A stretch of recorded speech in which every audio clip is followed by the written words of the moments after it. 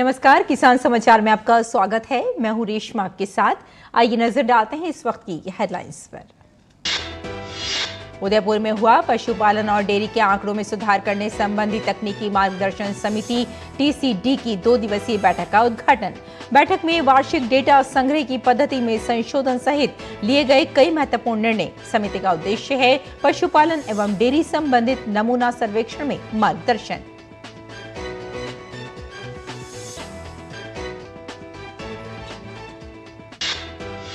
दिल्ली कृषि विपणन board DAMB ने थोक मंडियों के विकास के लिए 544.80 करोड़ रुपए की दी मंजूरी। दिल्ली के विकास और पर्यावरण मंत्री गोपाल राय ने कहा कि इसमें 70 करोड़ रुपए गाजीपुर पोल्ट्री बाजार के नवीनीकरण के लिए है आवंटित और 40.75 करोड़ रुपए के बजट से गाजीपुर में फूल मंडी को किया जाएगा विकसित। राष्ट्रीय स्टार्टअप दिवस के मौके पर केंद्रीय वाणिज्य एवं उद्योग मंत्री पीयूष गोयल ने मंगलवार को नई दिल्ली में प्रदान किए राष्ट्रीय स्टार्टअप अवार्ड। कहा, स्टार्टअप के क्षेत्र में भारत बन गया है दुनिया में तीसरा सबसे बड़ा इकोसिस्टम। स्टार्टअप के क्षेत्र में अच्छा काम करने वाले राज्यों को भी किया सम्मानित।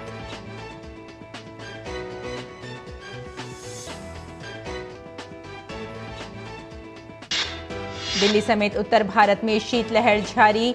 घने कोहरे ने थामी ट्रेन और विमानों की रफ्तार। अगले 4-5 दिन ऐसे ही हालात रहने के आसार।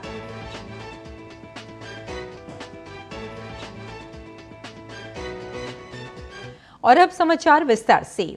पशुपालन और डेयरी विभाग के आयुक्त डॉक्टर अभिजीत मित्रा ने मंगलवार को उदयपुर राजस्थान में पशुपालन और डेयरी के आंकड़ों में सुधार करने संबंधी तकनीकी मार्गदर्शन समिति TCD की 2 दिवसीय बैठक का उद्घाटन किया। समिति का उद्देश्य आवश्यक डेटा से संबंधित कमी की पहचान करके उपयुक्त उपायों की सिफारिश करना, केंद्र राज्य केंद्र शासित प्रदेशों द्वारा अपनाई जाने वाली सांख्यिकी पद्धति पर विचार विमर्श करना तथा इस सिलसिले में सिफारिश करना, पशुपालन डेयरी में संबंधित नमूना सर्वेक्षण के संचालन में मार्गदर्शन प्रदान करना, इस बारे में दी गई सिफारिशों को लागू करने की निगरानी करना है। पशुपालन डेयरी विभाग पशुधन उत्पादन, संरक्षण, बीमारियों में सुरक्षा और स्टॉक में सुधार तथा डेयरी विकास से संबंधित मामलों के साथ साथ दिल्ली दुग्ध योजना DMS और राष्ट्रीय डेयरी विकास बोर्ड NDDB से संबंधित मामलों के लिए भी उत्तरदायी है। विभाग पशुपालन और डेयरी विकास के क्षेत्र में नीतियों को बनाने और कार्यक्रम को तैयार करने में राज्य सरकारों, केंद्र शासित प्रदेशों को परामर्श देता है। विभाग का मुख्य जोर पशु उत्पादकता में सुधार के लिए राज्य, केंद्र शासित प्रदेशों में अपेक्षित बुनियादी ढांचे का विकास करना, स्वास्थ्य देखभाल के प्रावधान के माध्यम से पशुधन का संरक्षण और रक्षा करना तथा राज्यों को वितरण के लिए बेहतर जर्मप्लाज्म के विकास के लिए केंद्रीय पशुधन फार्मा, मवेशी, भेड़ और मुर्गे को मजबूत करना है। समिति ने राज्य, केंद्र शासित प्रदेशों द्वारा एकत्रित किए गए आंकड़ों के स्टॉक, इनमें कमियां और सुधार की जरूरतों की विस्तार से समीक्षा की है और वार्षिक डेटा संग्रह की पद्धति में संशोधन सहित कई महत्वपूर्ण निर्णय लिए हैं। दिल्ली कृषि विपणन बोर्ड DAMB ने थोक मंडियों के विकास के लिए 544.80 करोड़ रुपए की मंजूरी दी है। दिल्ली के विकास और पर्यावरण मंत्री गोपाल राय ने मंगलवार को एक बयान में कहा कि इसमें 70 करोड़ रुपए का बजट गाजीपुर पोल्ट्री बाजार के नवीनीकरण के लिए है। मंत्री ने कहा कि इसके अलावा 40.75 करोड़ रुपए के बजट से गाजीपुर में फूल मंडी को विकसित किया जाएगा। साथ ही गाजीपुर, आजादपुर, नरेला और टिकरी खामपुर मंडियों में विकास परियोजनाएं शुरू की जाएंगी। बोर्ड ने वित्त वर्ष 2024-25 के लिए आजादपुर मंडी को लगभग 225.96 करोड़ रुपए, फल और सब्जी मंडी गाजीपुर को 20.07 करोड़ रुपए, मछली और पोल्ट्री बाजार गाजीपुर को 21.27 करोड़ रुपए और फूल मंडी के लिए 8.63 करोड़ रुपए आवंटित किए हैं। गोपाल राय ने कहा कि इसके अलावा कृषि विपणन उपज समिति APMC केशवपुर को 21.77 करोड़ रुपए, APMC नरेला को 31.36 करोड़ रुपए, APAMC नजफगढ़ को 5.36 करोड़ रुपए और DAMB को 210.40 करोड़ रुपए आवंटित किए गए हैं। अगली खबर की ओर बढ़ते हैं। राष्ट्रीय स्टार्टअप दिवस के मौके पर केंद्रीय वाणिज्य एवं उद्योग मंत्री पीयूष गोयल ने नई दिल्ली में राष्ट्रीय स्टार्टअप अवार्ड प्रदान किए। पीयूष गोयल ने इस मौके पर कहा कि सरकार देश में स्टार्टअप इकोसिस्टम को बढ़ावा देने को प्रतिबद्ध है। उन्होंने इस मौके पर स्टार्टअप के क्षेत्र में अच्छा काम करने वाले राज्यों को भी सम्मानित किया।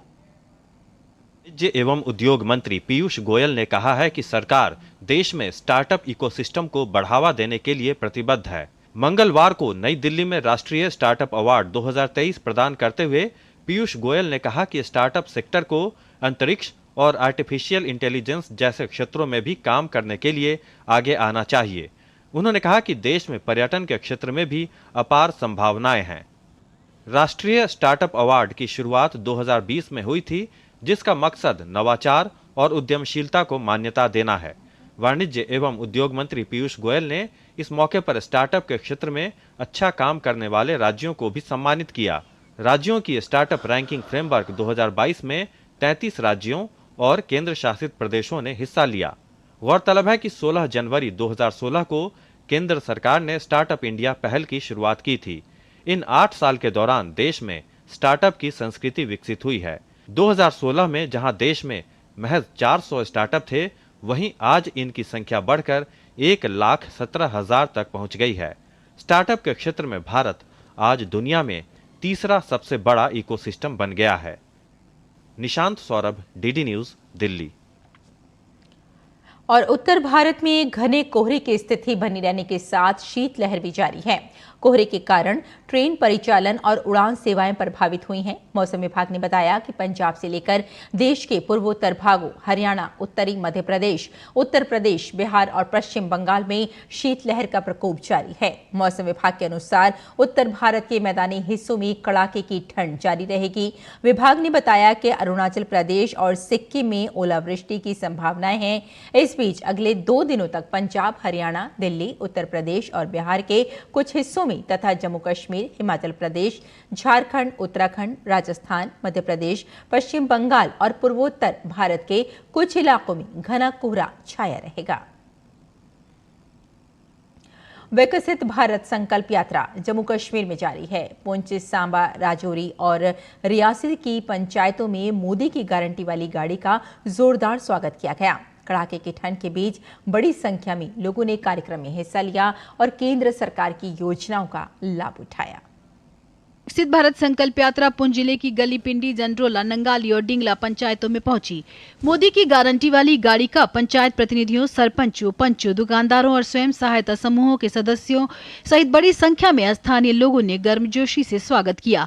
कार्यक्रम के दौरान मौजूद लोगों ने देश को विकसित बनाने की शपथ ली। इस अवसर पर कई लाभार्थियों ने मेरी कहानी मेरी जुबानी पहल के तहत अपने जीवन में आए बदलाव की कहानी साझा की।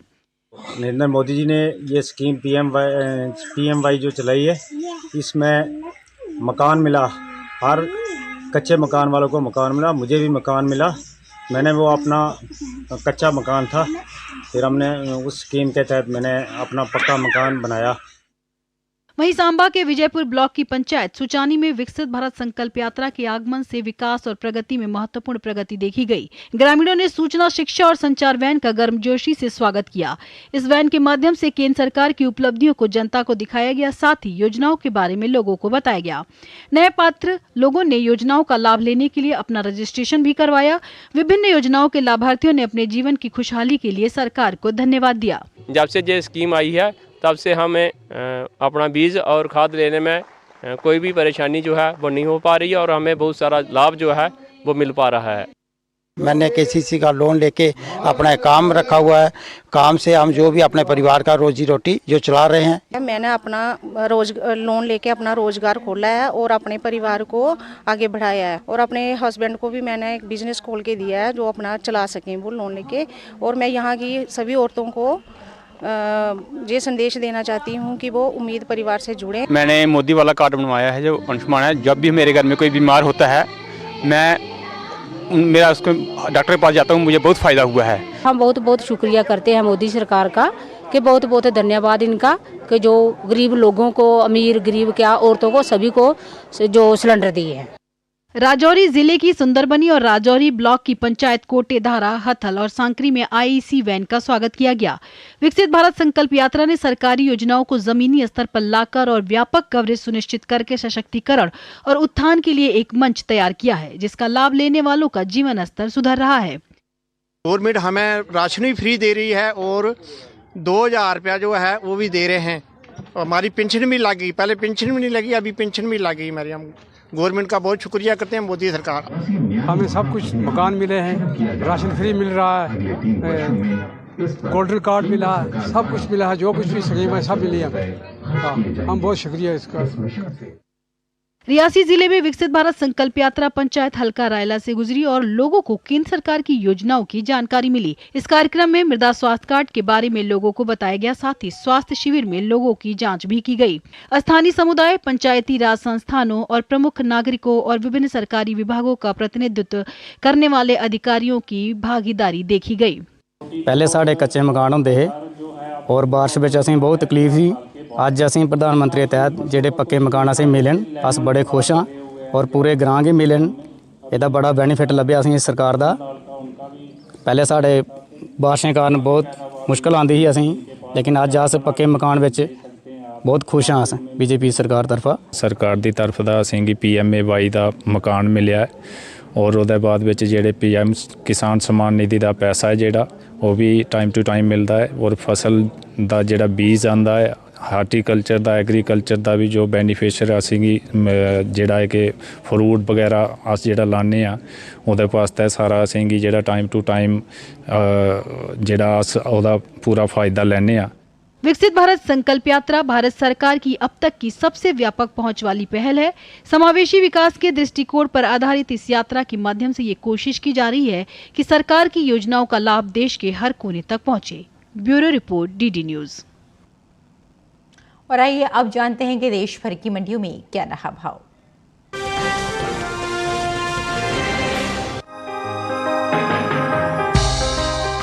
धान की आवक इन दिनों ज्यादातर कृषि उपज मंडियों में सामान्य देखने को मिल रही है।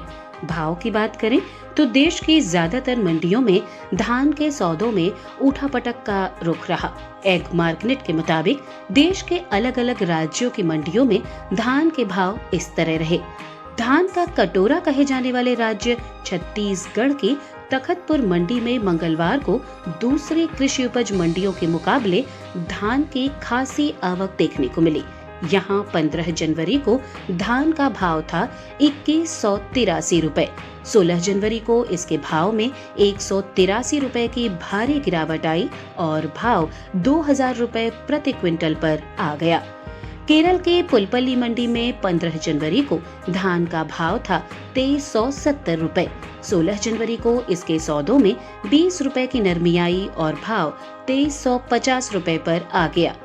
मध्य प्रदेश के बालाघाट मंडी में धान के सौदों में बढ़त के साथ कारोबार हुआ।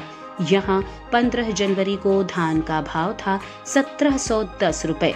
16 जनवरी को इसके सौदे 190 रुपए चढ़कर 1900 रुपए पर हुए। उत्तर प्रदेश के बहराइच मंडी में धान के भाव की बात करें तो यहाँ 15 जनवरी को धान का भाव था 2000 रुपए। 16 जनवरी को इसके भाव में 25 रुपए की तेजी आई और भाव जा पहुंचा 2025 रुपए। वहीं देश के दूसरी मंडियों में मंगलवार को धान के भाव कुछ इस प्रकार रहे। गुजरात की दहेगाम मंडी में धान का भाव रहा 2225 रुपए। कर्नाटक के लिंगसुगूर मंडी में धान 2800 रुपए पर बिकी, जबकि केरल की पुलपल्ली मंडी में इस दौरान धान के सौदे 2350 रुपए पर हुए। बात धान की पैदावार की करें तो घरेलू स्तर पर इस साल धान की पैदावार रिकॉर्ड स्तर पर जा सकती है। कृषि मंत्रालय के तीसरे अग्रिम अनुमान के मुताबिक देश में धान की उपज साल 2022-23 के दौरान 1355.42 लाख टन होने का अनुमान जताया गया है। ये उपज पिछले साल की तुलना में 60.71 लाख टन अधिक है। जबकि साल 2021-22 में धान की पैदावार 1294.71 लाख टन रही थी। बता दें कि उपभोक्ता कार्य, खाद्य एवं सार्वजनिक वितरण मंत्रालय की ओर से जारी ताजा आंकड़ों के मुताबिक खरीफ विपणन सीजन 2023-24 के लिए धान की सरकारी खरीद अब तक 161.47 लाख मीट्रिक टन की जा चुकी है, जिससे लगभग 9.33 लाख किसानों को न्यूनतम समर्थन मूल्य के साथ 35,571.14 करोड़ रुपए का लाभ हुआ। वहीं KMS 2023-24 के लिए खरीफ चावल की खरीद 521.27 लाख मीट्रिक टन होने का अनुमान है, जिसमें से 20.76% यानी 108.23 लाख मीट्रिक टन पहले ही खरीदा जा चुका है। देश के पंजाब राज्य से ज्यादा खरीफ चावल की खरीद हुई है। यहाँ 66.42 लाख मीट्रिक टन चावल खरीदा गया है। वहीं हरियाणा से 36.11 लाख मीट्रिक टन चावल की खरीद हुई है, जबकि तमिलनाडु राज्य से इस दौरान 3.26 लाख मीट्रिक टन चावल खरीदा जा चुका है।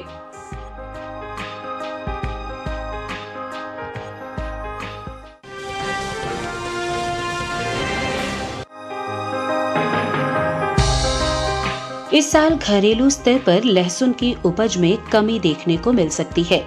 भारतीय मसाला बोर्ड के मुताबिक लहसुन की पैदावार साल 2022-23 के दौरान 33,68,821 टन होने का अनुमान जताया गया है, जबकि बीते साल इस दौरान लहसुन की उपज 35,23,436 टन रही थी। यानी इस साल घरेलू स्तर पर लहसुन की पैदावार बीते साल से 1,54,000 टन कम होने की उम्मीद है, जिसका असर लहसुन के बाजार भाव पर पड़ सकता है।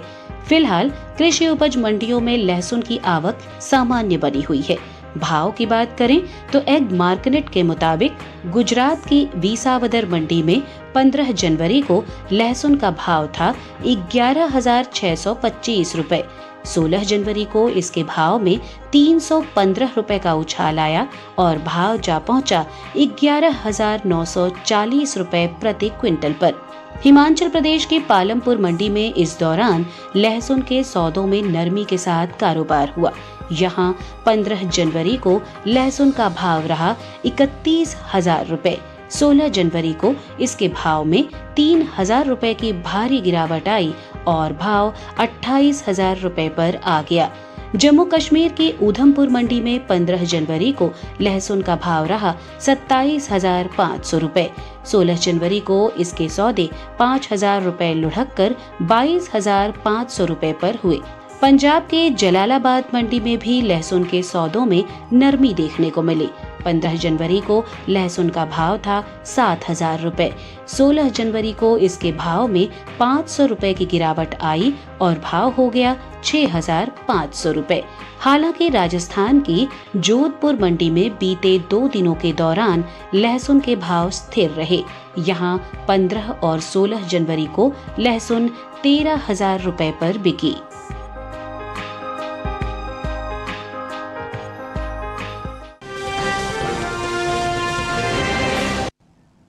और आइए अब जानते हैं कि किसान इस मौसम में कैसे रखें अपनी खेती का ख्याल।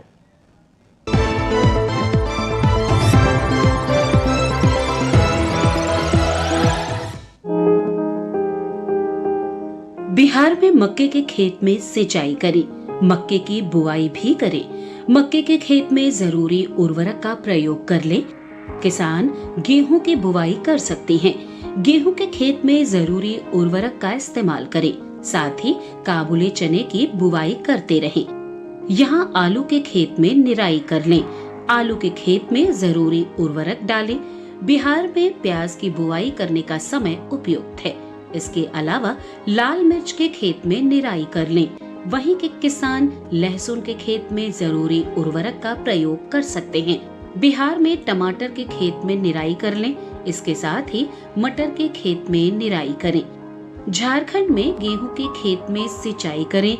किसान आलू के खेत में सिंचाई कर लें। यहाँ फूल गोभी की खेती के लिए खेत तैयार करते रहें। साथ ही टमाटर की खेती के लिए खेत तैयार कर सकते हैं।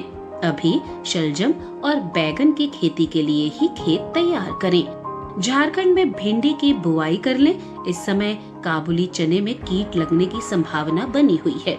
ऐसे में काबुली चने में कीटों से बचाव के लिए कीटनाशक का छिड़काव करें। किसान प्याज में कीटों से बचाव के लिए कृषि विशेषज्ञों की सलाह से कीटनाशक छिड़कें। वहां खीरे की खेती के लिए खेत तैयार कर लें। झारखंड में किसान कद्दू की खेती के लिए खेत तैयार कर सकते हैं।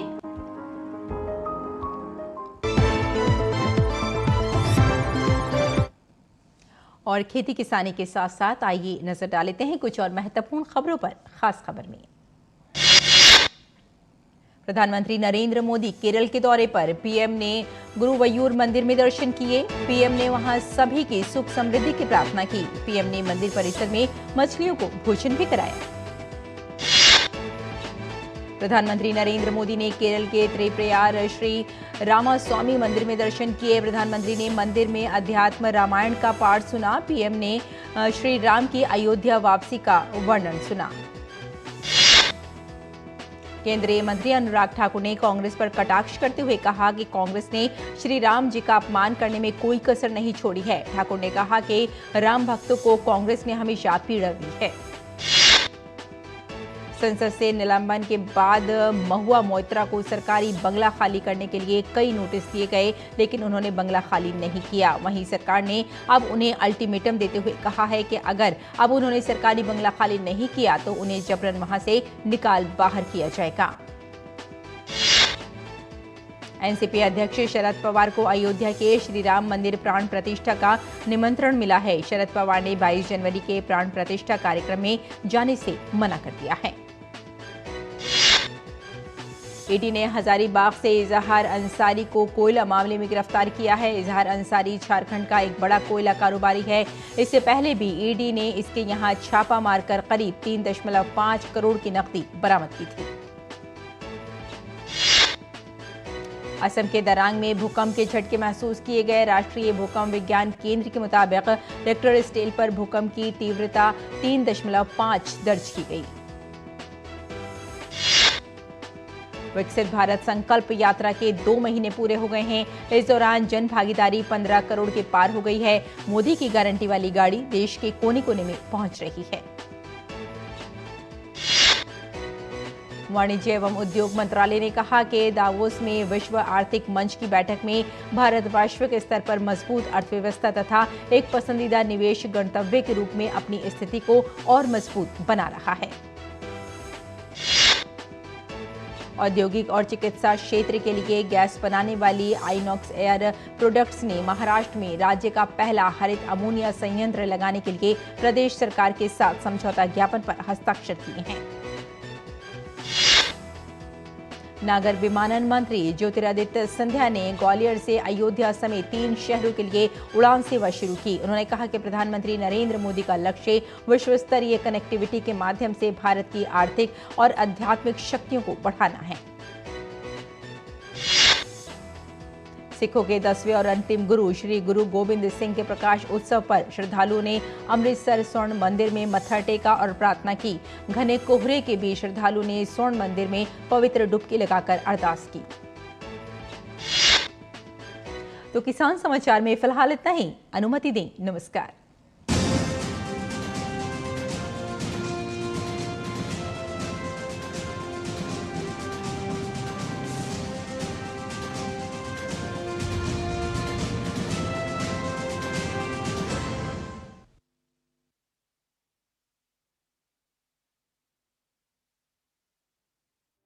सशक्त, सक्षम और आत्मनिर्भर बनता भारत।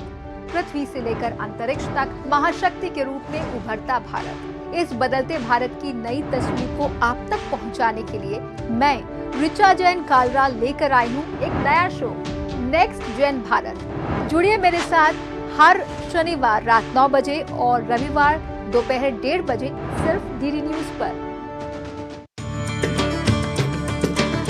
रामलला के स्वागत को तैयार हो रही है अयोध्या। सज संवर कर बन रही भव्य और दिव्य अयोध्या। राम की नगरी में है उत्सव का माहौल, क्योंकि राम जन्मभूमि में विराजने वाले हैं प्रभु श्री राम। देखिए राम उत्सव की हर खबर लाइव सीधे अयोध्या से। तैयार अयोध्या धाम विराजेंगे श्री राम। हर शाम 4 बजे सिर्फ डीडी न्यूज पर।